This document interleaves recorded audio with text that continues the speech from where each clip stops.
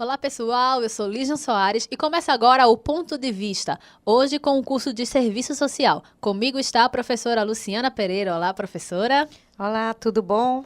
E nesse programa vamos falar sobre educação ambiental. Muitos países já possuem leis que regulamentam a educação ambiental. E no Brasil, a Política Nacional de Educação Ambiental foi proposta no ano de 1999. E vamos começar essa conversa com a professora. Professora, sobre o que aborda a educação ambiental? É apenas sobre cuidar do meio ambiente?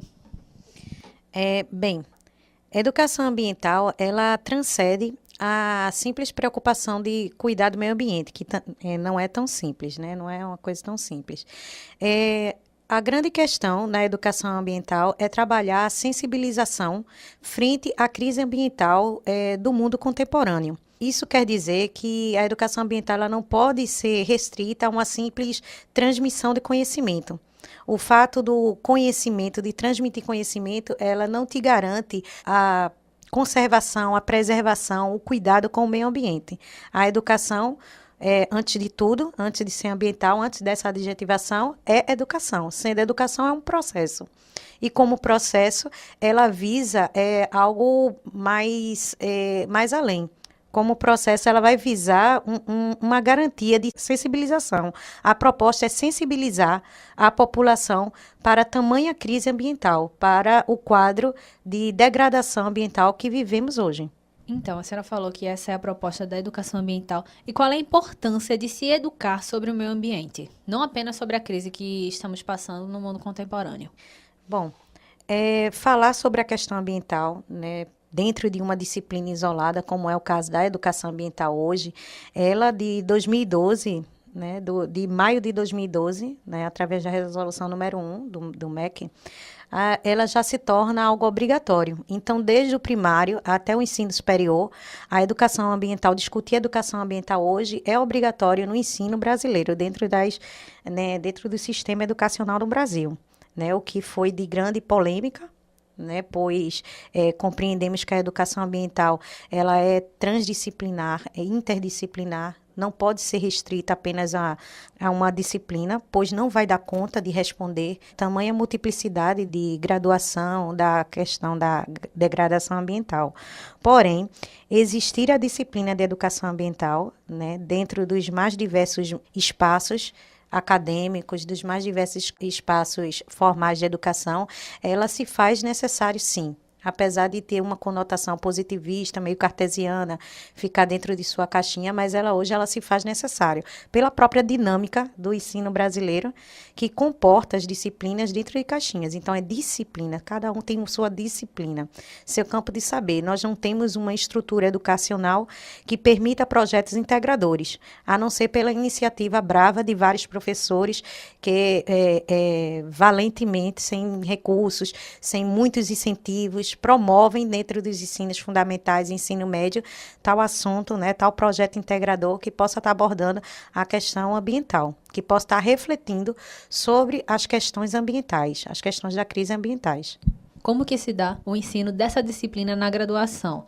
Muito diferente de como é lecionada no ensino fundamental? Bom, na graduação, ela tem uma proposta, a proposta tanto no ensino fundamental como na graduação, é de refletir de forma crítica em relação às questões ambientais. É de tentar ultrapassar aquela máxima de que se você conhecer, de que se você estiver atento, você vai deixar de poluir, você vai deixar de ser o sujeito que degrada, que joga papel no chão. E a gente sabe que não é simplesmente. A gente vê pessoas que têm nível superior, fala 3, 4 idiomas, viajou o mundo, e isso não impede de ter atitudes que, digamos assim, sejam condenáveis em relação ao cuidado com o meio ambiente. Ou pelos nossos próprios governantes, que têm certo nível de educação, né, em algumas vezes, têm conhecimento, participam de reuniões, né, colocam em pauta, mas, no entanto, não têm essa proatividade respaldada em políticas públicas para combater a crise da questão ambiental. Então, a proposta da educação ambiental no ensino superior deve ser a mesma dos demais níveis de ensino, de refletir criticamente em relação à forma de ser e estar no mundo do ser humano. Qual o sentido de ser, de estar no mundo do ser humano?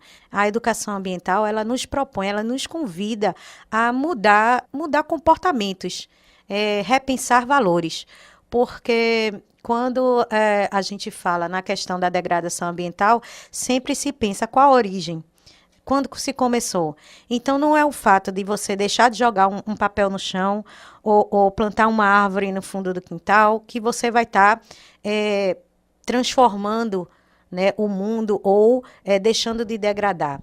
A questão da educação ambiental, ela vai pela reflexão dentro de um espírito mais coletivo.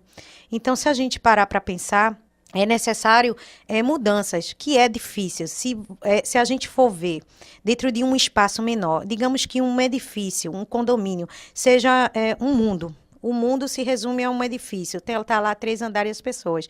E você propor para que aquelas pessoas, olha, a partir de hoje, nós vamos separar o lixo seco do molhado. E esse lixo será destinado para os catadores de resíduos sólidos.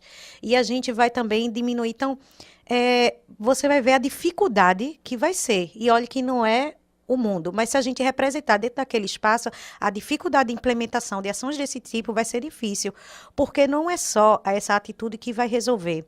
Pois a gente também não pode cair numa falácia de a tecnociência, ela vai resolver todo o problema, então simplesmente a reciclagem, a política dos 3 R's ou 5 R's em algumas literaturas, ela não vai resolver o problema em si. Então a gente não pode tomar a tecnociência como sendo a solução. Então é claro que a tecnociência, ela ajudou muito a qualidade de vida do ser humano.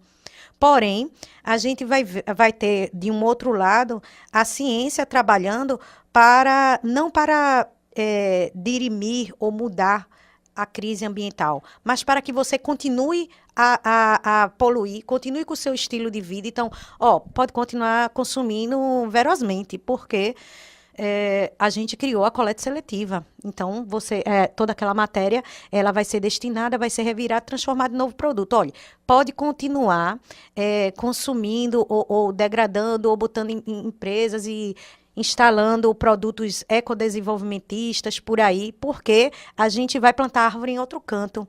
E a gente vai, então, não é criando ferramentas e tecnologias para você continuar poluindo, porque a lógica de hoje dentro do sistema do capital é justamente essa. É dentro do discurso de vamos preservar que eu continuo criando tecnologia para que você continue dentro da sua zona de conforto, que você não mude o seu modo de pensar, de agir. Então, mais uma vez, é o antropocentrismo como centro de tudo. Então, se você continuar tomando o homem como centro de tudo, como centro da vida, como centro das relações, você vai ter sempre a natureza como algo utilitarista. Você vai estar sempre vendo a natureza como algo que eu preciso estar extraindo para me relacionar. Então, pensar essa educação ambiental hoje requer parar, tirar o homem do centro do mundo e realmente repensar valores e atitudes para transformar, porque a ciência ela não pode também continuar nesse caminho de estar sempre fazendo novas ferramentas, novas invenções para que você continue e não se mude da sua. Então, eu sou um sujeito ecologicamente correto. Por quê? Porque eu tenho dinheiro suficiente para comprar uma camisa ecologicamente correta, ou eu tenho dinheiro suficiente para poder ir numa seção do supermercado e comprar uma tomate a 4 e pouco, R$ 4 e pouquinho. Então, isso é surreal, principalmente no país com tamanha desigualdade social, que, antes de tudo, de uma população que ainda luta por direito de bicho, né? De o que comer, o que vestir, onde morar. Então, você tem uma sociedade que direitos humanos é luxo. Então, você não pode resumir a questão do sujeito ecologicamente correto com o sujeito consumidor. Então, se você tem a sua conta bancária, então você é sujeito ecologicamente correto. Então, se você não consome produtos sustentáveis, você está danificando o meio ambiente. Você, então, dizer para a pessoa que mora à beira do canal, né, que mora no Entrapulso, que mora no escorregou tá dentro, que mora na favela, e dizer não jogue papel no chão, lave as mãos quando chegar de casa, é meio contraditório, quando ela não tem sequer o que comer. Então, pensar educação ambiental é saber que a crise ambiental e a crise social, elas são concomitantes. Então, não se pode pensar questão ambiental sem a questão social, pois elas estão entrelaçadas. Falando nessa ligação entre a crise ambiental e a sociedade, sabemos que governantes de muitos países participam de fóruns e acordos mundiais para um desenvolvimento e vida mais sustentáveis. Mas caso um país não queira assinar ou participar de um acordo, como a população daquele país pode ajudar para torná-lo mais sustentável? A senhora já deu algumas dicas sobre e disse que muitas coisas são inviáveis, mas pequenas atitudes da população são suficientes ou teria que se fazer mais coisas? A população ela pode ajudar participando de espaços como conselhos, espaços coletivos que controlam as ações do Estado, né? Conferências, enfim, porque nesses espaços é necessário cobrar políticas públicas, é necessário cobrar as chamadas políticas sociais, as políticas setoriais. Então, isto é indispensável. A população ela pode ajudar se informando, se politizando também em relação a isso, porque o fato de você mudar a sua atitude, o fato de você mudar o seu dia a dia, ele é muito positivo, mas ele não é suficiente. E ele não é suficiente porque você não pode trabalhar numa lógica individualista do sucesso. Então, eu faço a minha parte. Então, aquela velha história tem que ser repensada. Então, aquele beija-flor que vai lá e tenta apagar o incêndio sozinho, fazendo a sua parte, a gente tem que chegar para o beija-flor e dizer, beija-flor, dá notícia para a galera de lá da floresta, manda o elefante que tem uma trompa maior, encher lá, bota água, o fulaninho que tem reúne todo mundo e vamos apagar o incêndio. Então, a gente tem que entrar numa lógica mais coletiva, repensar essa questão de eu estou fazendo minha parte, porque esse discurso de que se cada um fizer sua parte, ele é constantemente pregado. Ele é um discurso que é constantemente disseminado por nossas autoridades, por nossos governantes.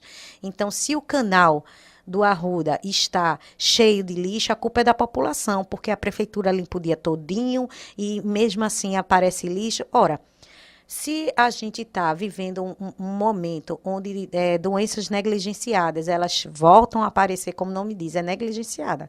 Você ter doenças do século XVIII, do século XIX, como filariose, dengue, enfim. Então, vamos todo mundo fazer nossa parte, tirar água parada? Não. É chegar e dizer, olha, tudo bem, vou fazer minha parte, mas faça a sua, eu quero saneamento. Então, não adianta criar mosquitos estéreis e botar na rua, faça a sua parte, porque o que vai impedir esse mosquito é o saneamento. Quanto ao canal, o canal está cheio de lixo, saneie, coloque coleta seletiva na minha cidade, né? Faça um programa de ordenamento urbano. Né? Chega desse crescimento desordenado, essas construções, esses edifícios gigantescos à beira do rio, enquanto tem tanta gente ainda sem habitação. Então, acho que a população ela precisa parar de também se autoflagelar e dizer sempre que a culpa está em si e que cada um faça a parte. Porque se cada um continuar fazendo a sua parte e não pensar de forma coletiva, vamos continuar tendo que pensar a tecnociência. Então, bota uma pílulazinha para acabar com a filariose. Amanhã, ano que vem, tu vai ter filariose de novo, porque tu continua morando na beira do rio. Então, vamos continuar botando areia no jarrinho para não ter mais dengue. Vamos continuar plantando. Enquanto a gente está plantando as nossas árvores, agindo de forma individual, até agora não se ouviu falar num plano onde pudesse, um plano um plano metropolitano para despoluir o rio, por exemplo. A gente sabe que o Capibaribe pega 16, 17 cidades. Enfim, por que não se tem um planejamento metropolitano, né, no conjunto dessas prefeituras, para se planejar essa despoluição do rio? Por que se continua com projetos pontuais, com a cestinha lá e recolhe o lixo do rio? Então, o barco passa lá com a cestinha e recolhe o lixo. Por que não se provoca toda uma restauração do sistema viário, do lençol freático? Por que a gente ainda está nessa questão primária de cada um fazer o seu, de a prefeitura fazer? Então, essa questão é bem mais fácil acontecer É bem mais fácil acontecer atitudes individuais de não jogar, de plantar uma árvore, de usar sacolas ecológicas ao supermercado. Isso é bem mais fácil acontecer e, na minha visão, isso vem de forma muito forte acontecendo. Na minha visão, o que eu observo dentre os meus alunos, dentro da comunidade, nos movimentos sociais, isso vem sendo propagado de uma forma bastante saudável e que continue assim, mas incompleta porque não está atrelada às exigências e à participação da vida coletiva para que esses problemas realmente sejam sanados na raiz. Então, acho que a população precisa se politizar, participar mais da vida coletiva.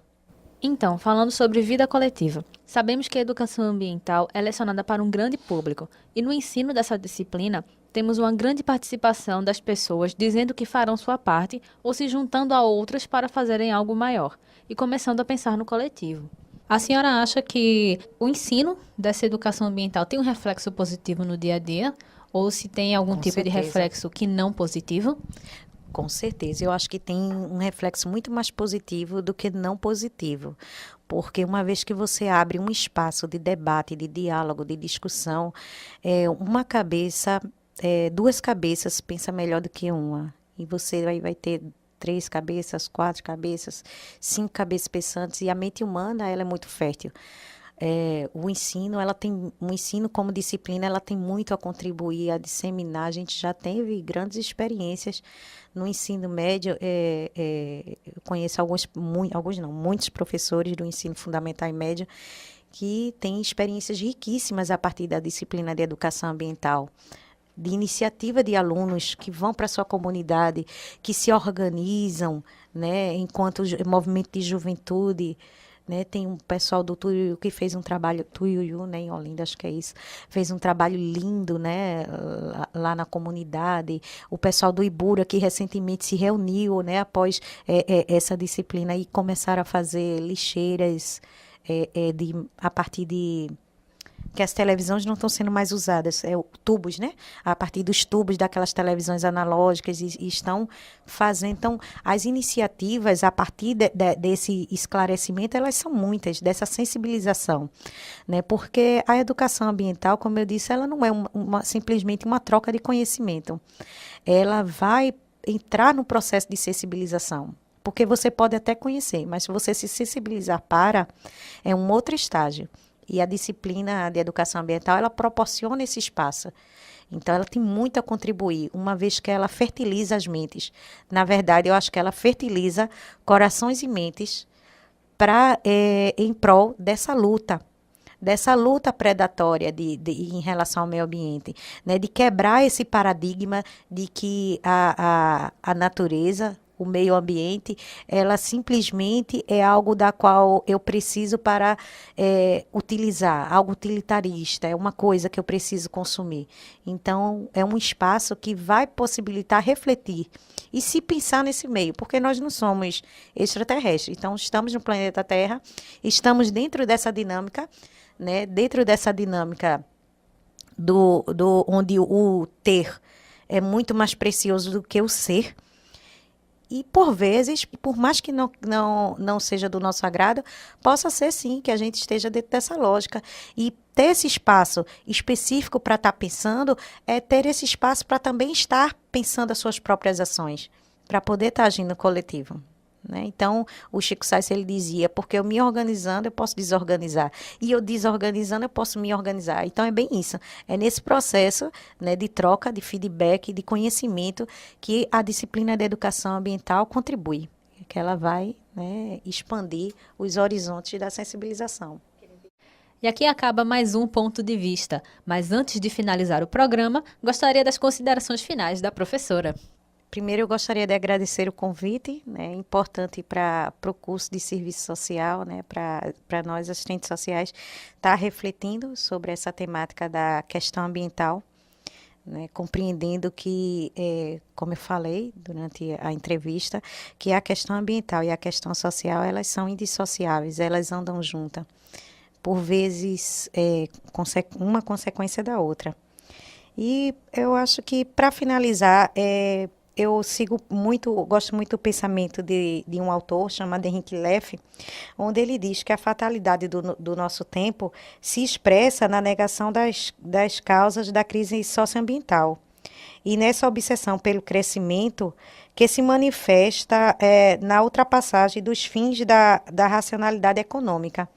É importante esse pensamento que Henrique Leff traz, porque quando você nega a causa da crise socioambiental, quando você desconhece, ou pior, nega essa causa da crise ambiental, fica difícil agir sobre essa crise, fica difícil repensar. Então, todo o discurso de mudança, todo o discurso que se fala de mudança de comportamento, de valores, de atitudes, ele vai ao chão. Ele vai ao chão porque você não está trabalhando dentro das causas, você está agindo em cima de consequências, sem refletir sobre elas, sem refletir sobre sua ação, né? Seu pensar fica fragilizado, ou você fica dentro de uma dimensão muito obreira, né? Só fazendo, sem refletir, e acaba sendo levado pela onda do momento. Então, você vai se resumir a um sujeito simplesmente ecoconsumista. Então, no meu entendimento, é necessário quebrar com essa visão antropocêntrica. Lembrando que quando eu falo a visão antropocêntrica, o antropocentrismo da qual eu me refiro é aquele antropocentrismo do homem branco, europeu, da classe dominante, que tem como parâmetro o consumo pelo consumo. Então, as necessidades, elas não são o que interessa, não é a prioridade. A prioridade, então, você vai vestir a necessidade, você tem de se proteger do frio, um casaco, então não é um casaco, é um Nike, eu sou péssima com marcas, mas aí você vai se utilizar, então tem que ter uma marca, tem que ter um Nike, um Lupo, alguma coisa da vida. Não, então você sobrepõe a necessidade em cima da utilidade. Então, é necessário, para mudar de atitudes, mudar de valor, é necessário saber criticar e repensar essas questões, o que causa a crise socioambiental, porque ela não é simplesmente ambiental, ela é socioambiental. Tem um professor um professor que é mestre em meio ambiente, em gestão do meio ambiente, o professor Rodrigo Corrêa, ele fala que é necessário pensarmos num ecocentrismo, né? Ele criou um termo que eu achei interessante. É necessário criarmos o ecocentrismo, pois a relação do homem com a natureza, ela sempre vai existir, independente de o homem considerar essa relação. Então, essa relação homem-natureza e natureza-humanidade, ela é algo inerente ao ser. Então, ela sempre vai estar aí, ela sempre vai existir, independente da forma como a gente trata essa relação no nosso cotidiano. Então, no meu entendimento, a educação ambiental, ela se faz urgente. A luta contra a degradação ambiental, ela ainda está no seu começo. A reflexão sobre ela ainda se faz urgente. Considero que por mais disseminado que se tenha, os espaços de debates, ainda é necessário debater mais, conhecer mais e criticar mesmo, sem medo, essa lógica individualista do sucesso pregada dentro do sistema do capital, né? Seja lá qual for o sistema, mas o fato é que os modos de produção que conhecemos até hoje, né, o modo de produção escravista, feudalista e capitalista, eles só vêm a contribuir para que o homem continue sendo lobo do homem, como diria lá o nosso amigo filósofo. Ok, professora, muito obrigada pelas suas considerações finais e por essa entrevista maravilhosa. E fica aí o recado da professora, gente. Nós precisamos construir um mundo melhor em conjunto. Não adianta dissociar a educação ambiental do nosso social. E eu espero que você tenha gostado. E lembrando que todos os nossos trabalhos estão disponíveis no SoundCloud, só é procurar Rádio Web Uninassal. E nas nossas redes sociais você sempre está conectado com a gente. Muito obrigada e até a próxima.